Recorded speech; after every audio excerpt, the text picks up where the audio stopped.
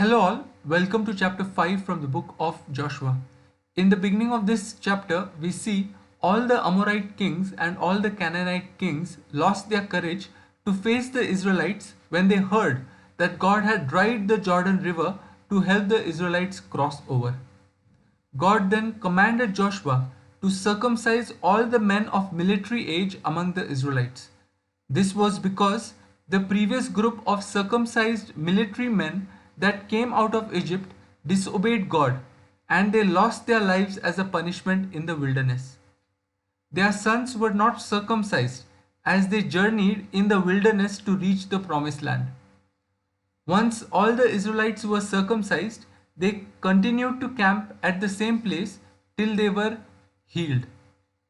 God says to Joshua that this was the day when God has removed the Israelites from the disgrace of slavery in Egypt and therefore calls this place Gilgal. The Israelites then kept the Passover in Gilgal. From this day onwards, the Israelites were no longer provided with the manna. The Israelites ate from the produce of the land of the Canaanites henceforth.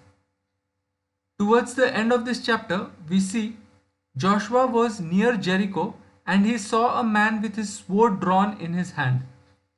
Joshua asked this man if he was for the Israelites or against the Israelites. The man replies that he was neither and has come as the commander of the army of the Lord. Joshua fell down on his face and worshipped the commander and asked for further instructions. The commander then informs Joshua to remove his sandals as the ground he was standing was holy ground. Scholars point out that this particular incident was a theophany. So many of the scholars believe that this was God in human form. And the reason is the verses that I have highlighted in yellow.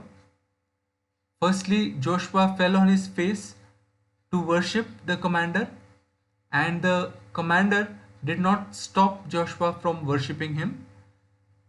And secondly, the commander informed Joshua to remove his sandals because the ground he was standing was holy ground, just the way God had instructed Moses when he spoke out of the burning bush.